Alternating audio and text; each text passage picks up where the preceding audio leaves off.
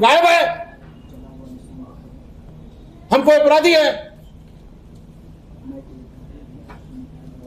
या चूहा है कि बिल में घुस जाएंगे। से कम इतना तो देखना चाहिए, इतना तो देखना चाहिए कि हमारे मातहत कर्मचारी जो आज तक अस्पताल से नहीं रहते हैं बाहर, वो आज अस्पताल में क्यों नहीं आए? क्या उनकी हत्या तो नहीं हो गई या उन्हें कोई अपहरित तो नहीं कर लिया? हम जिस घर में रहते हैं उसमें अगर मरीज जमा है तो हम क्या डंडा से भगा देंगे उसको? मैं गुहार करता हूं प्रत्यय अमृतसर से, सम्राट चौधरी सर से और माननीय प्रधानमंत्री सर से, माननीय हमारे स्वास्थ्य मंत्री सर से और जो भी हमारे विभाग के उच्चस्थ पदाधिकारी हैं, गरिमापूर्ण कार्रवाई करें और हम अपने दर्द का राहत देखेंगे, जलन देखेंगे। अब रोज तो हम आ ही रहे थे, कल भी आए, उस दिन भी आए, परसों भी आए, एक दिन नहीं आए तो आप हमको कहने लगे साहब क्या 45 साल का कैरियर आपका खत्म है, आपको दंडात्मक कार्रवाई होगी। भूल जाइए कि स्वास्थ्य व्यवस्था में हम जैसे लोग आएंगे, रहेंगे और अपनी गरिमा की रक्षा करता नहीं करते। जब मेरा विकेट गिर सकता है तो मैं जला हुआ निशान मेरे व्हाट्सएप पर लड़कों ने भेजा, सेक्रेटरी को भेजा, सारे लोगों को भेजा और कहते हैं कि मेडिकल सुपरिटेंडेंट को भेजा और सारे लोगों ने कहा कि हम गायब है, हम कोई अपराधी है या चूहा है कि बिल में घुस जाएंगे।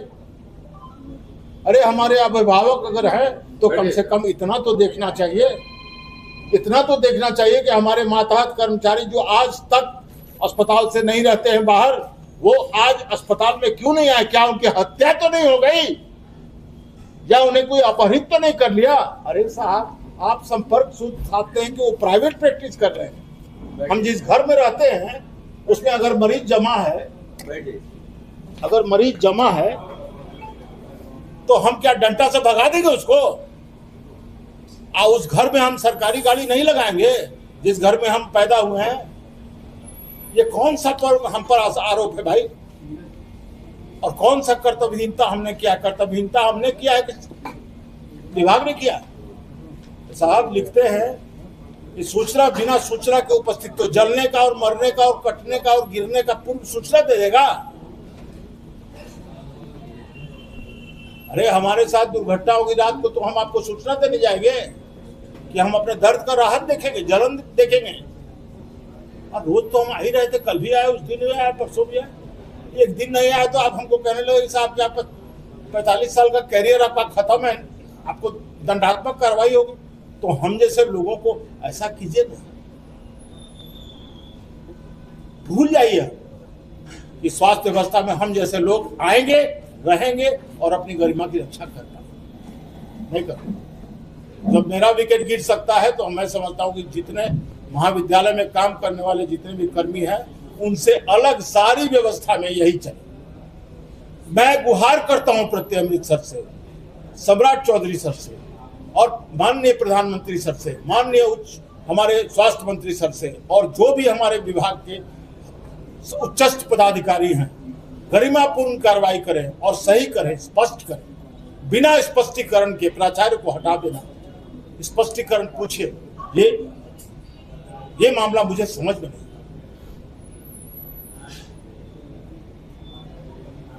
अब आगे क्या करेंगे?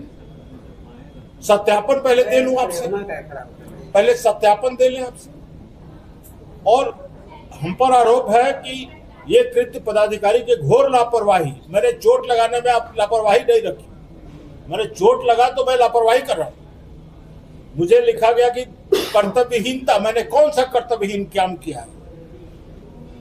आप ही बताओ ना, कौन सा मैं कर्तव्यहीन मेरा चरित्र रहा है? और सरकारी संसाधन का दुरुपयोग, सरकारी गाड़ी किस अफसर के निजी घर में नहीं लगती है? कौन सी सरकारी गाड़ी अफसर के निजी घर पर नहीं लगती है? उसको मिलती ही है।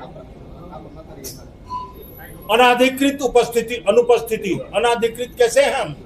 हमने सुपरिटेंडेंट साहब को कहा, फोटो भेजा, सेक्रेटरी सर को फोटो भेजा, मनोज सर को फोटो भेजा, सबको फोटो भेजा, सबको हमने कहा, फोन लगाया, उनका ऑफिशियल नंबर 100 बार उठा नहीं प्रिंसिपल सेक्रेटरी का। कहां जाए हम? आपके बीच में आए यही कहने के लिए कि अगर हम लोगों की इलाज नहीं बचा सकते तो आने वाले लोगों की जांच बचाएंगे। और इस तरह की स्थिति कम से कम हम जैसे वरीय चिकित्सकों के साथ अगर होगा तो निश्चित रूप से हम लोग इस सरकारी सेवा के प्रति, हम लोग की तो आत्मदाह की स्थिति है, हम लोग तो ये समझते हैं कि आत्महत्या की स्थिति, अवसाद की स्थिति। मैं जो गुजर रहा हूँ वो संपूर्ण रूप से आपको बता रहा हूं। मेरे चरित्र में आज तक ये करियर नहीं। आगे क्या करेंगे? झेलेंगे? यही चाहेंगे कि सेवा की निवृत्ति की जो सारी शर्तें हैं वो पूरी करके हमको इस्तीफा देकर हटा दिया जाए, बात खत्म। मैं इस घृणा से भरे हुए षड्यंत्रकारी माहौल में मैं काम नहीं कर सकता।